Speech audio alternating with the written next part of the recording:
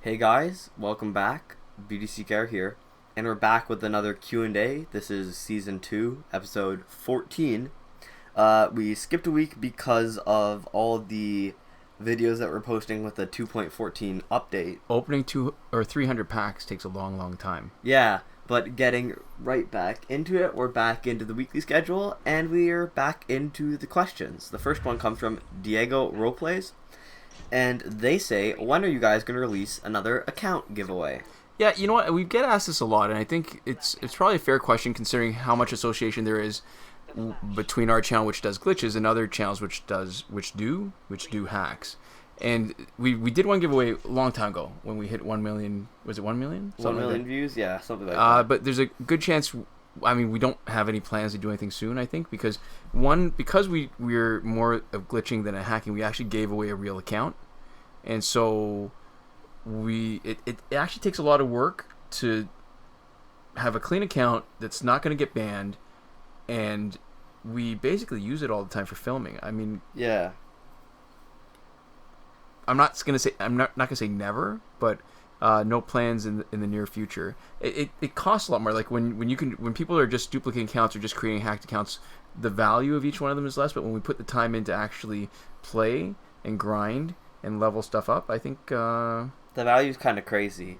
There's no really realistic amount of money that we could get from the channel. Even if we could get from just a specific video where we gave it away, that would make it worth like how many hours it would take to work up a full account. Yeah, all right, so now this gets me on a topic that I like to talk about sometimes, or that I like to go on about, is YouTube and how it works. I mean, a lot of channels will give away stuff hoping that they'll drive views, but when I see other channels like that and take a look at some of the videos and how many views they've got, it doesn't actually do very much. Yeah, it's surprising. Like unless you're willing to do it sort of in and of itself to give away because it makes you feel good, I don't know that there's a lot of sort of secondary gain to be had from that. Anyways, but all that being said, yeah, chances are we don't have any plans soon, but I guess, yeah, keep your eyes peeled.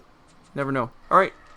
Our next question comes from Bryan Koh, and they ask, why does no one put the League of Assassins knives on Catwoman Arkham Knight? Okay, I can't tell you why other people don't do it, but I can tell you why I don't. Arkham Knight Catwoman's best feature is that she can generate massive damage over time that doesn't rinse off, but the damage from the special itself isn't particularly impressive. So, alright, so League of Assassins knives doesn't increase the amount of damage over time, but it does have power gen, so it can help you inflict damage over time sooner. But yeah. To me, the best thing about League of Assassins knives is it gives 50% splash damage on special 1. Mm-hmm. So it's almost a waste to put it on her, right? Here's the thing too. Damage over time has the most benefit when the opponent still has a lot of health. So later in the fight, after you've already done some damage, you're actually getting less benefit out of it, right? Yeah. And damage over time, because it's not part of the actual special damage, it doesn't get transferred over from the splash from League of Assassins knives. So you could use League of Assassins knives, but still another issue of opportunity cost, right? So if let's say you're running Arkham Knight Catwoman on an Arkham team, there's a good chance that someone else, like say Arkham Knight Batman, he'd benefit more from the knives. And her 3 gear slots would be best used to give her, alright, so let's say 1 immediate bar of power, like Ra's al Ghul's Scimitar, so that she can drop a special immediately, so that damage over time can sometimes, depending on how you gear her, be enough to take out all their health.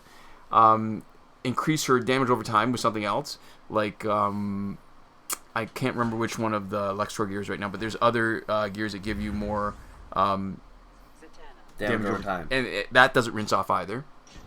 Or you can increase the crit damage, which actually does improve her damage over time. Yeah, so it's not that it's not viable, it's just that it's not necessarily the best option. Our next question comes from Slade Wilson, and they ask, who's the best Injustice character between Superman, Regime Superman, and Man of Steel Superman? So Battle of the Supermans. I gotta go with Man of Steel. I guess if we're talking movie, Man of Steel was actually, the portrayal was pretty good. But the key to me is that Superman, all their stats are pretty similar, all their play is pretty similar. What Man of Steel has going for him is that his passive is actually useful. Superman, Regime Superman, their passives aren't that great. Regime Superman has like a crappy special too, where it does half the damage of what you'd expect from somebody with the damage stat that he's got, because it's unblockable, which is a waste. I mean, I'd rather have it be blockable and do twice the damage. It's like the old joke: who's richer? Is it Superman or Spider-Man? Oh, it's Bruce Wayne. Batman. Yeah. So the best Superman out of those three is Injustice 2 Superman. That's true. Actually, that is absolutely true. But not part of the grouping. But if we're going for all the Supermen, that's who I'd go with. Yeah. Well, here's the funny thing. Actually, is that they're actually still decent characters. Yeah. But if you're looking at which one has that little extra, Man of Steel, if his passive processes a couple times, then he can really make a big difference in the fight. Yeah, and it feels really good when his passive processes, and you feel like you got something. It's not like you feel it was owed to you. Yeah. But it happens often enough that it is semi-reliable, and when it happens, it feels just really like a good bonus. Yeah. There we go. Our next question comes from Akhilesh Tekade, and they say, "Hi BDCKR, I have a question for you. A question to know your opinion on it. Why do you think Raven hasn't received a single breakthrough event yet? I have a max augmented Raven Prime at Elite 7 level 50, but I can't take her online due to lack of further promotions." I guess, you know what, she's not that bad. If you were going to take her online, she'd still do okay against Elite 10 characters, because her passive, in the old days, there used to be people who would actually not promote her so that they could trigger her passive faster and take away people's health. Which is a little crazy. Yeah, but still. I guess the real answer is that because we're being oppressed by the man. I've never been really happy with the way breakthroughs has been implemented, and even if they cycle through all the characters regularly, it would still take a year. So the fact that there's some characters who've not gotten a breakthrough yet,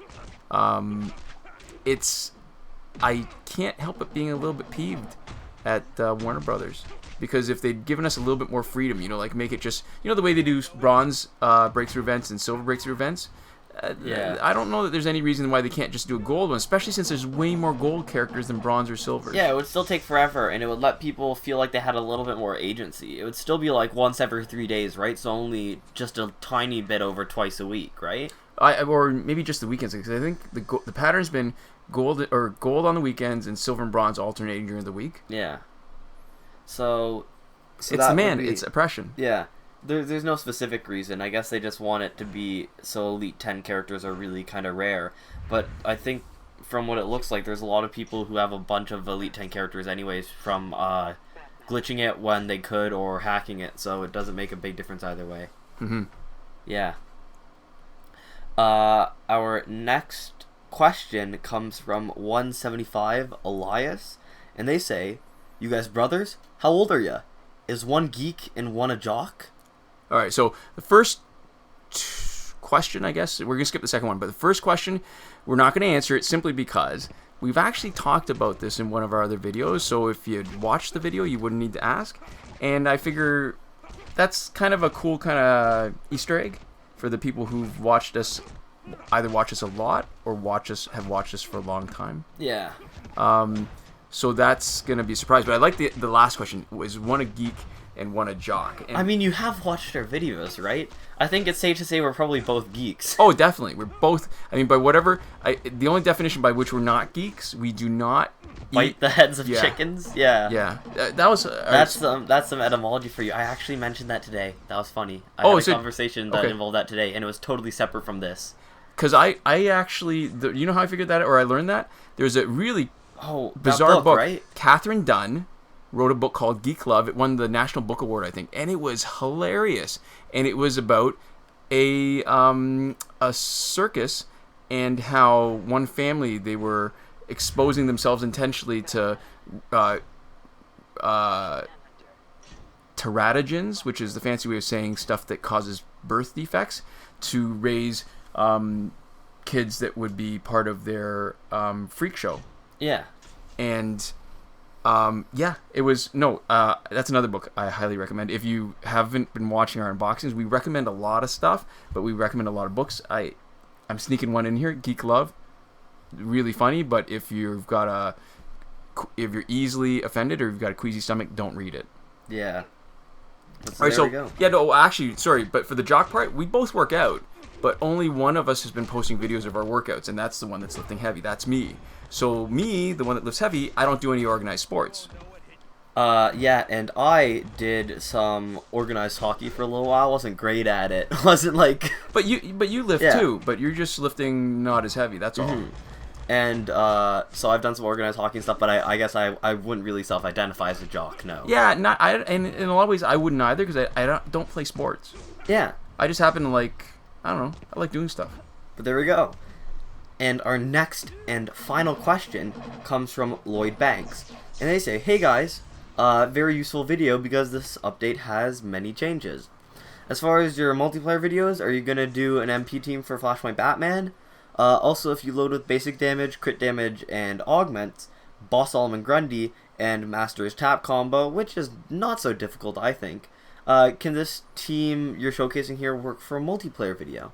Yeah. Thanks." Alright, cool. We're probably going to do Flashpoint Batman at some point, but I don't like to do it right at the beginning just for the chance that beginning when he's been available because of the chance that somebody's going to make a report and then we're going to have an account suspended. And also, I feel like the longer we've played a character, the better we understand his intricacies and maybe some of the non-obvious ways of playing him. Yeah. And I feel like that's when it's the most valuable for us to actually make a video on him instead of just... As soon as we play him. Yeah, no, that's a good point. Yeah, because if we just play him exactly the same as everyone else, if we haven't even figured out what necessarily he's great at yet, we haven't figured out exactly what his kit is good for, and how to maximize his effectiveness, then we're kind of doing you guys a disservice. Yeah. And so for Boss Solomon Grundy, probably not. So yeah, we could probably get better as tap combo, but the problem is that other than his boosted damage, he doesn't really offer a lot. Yeah. So alright, so we showed in our video, even if you maintain two times damage after you heal, having to use the tap combo takes away that advantage since each hit is basically half the damage from a swipe hit. So low base damage means you're struggling to make him into a damage dealer without any other benefit from his passive. So he's interesting to play with. He's definitely been improved, and he would be great for grinding. Bonus Battle 6, he could probably get through the story mode pretty easily, and farming credits, great. But I think for MP, where he'd be matched against higher stat guys, I think he'd struggle a lot. Yeah. So there you go. That was the video. Thank you guys all so much for watching. We really do appreciate that you guys keep coming back every week. We'll see you next time. Komoda. That's perfect. Easy.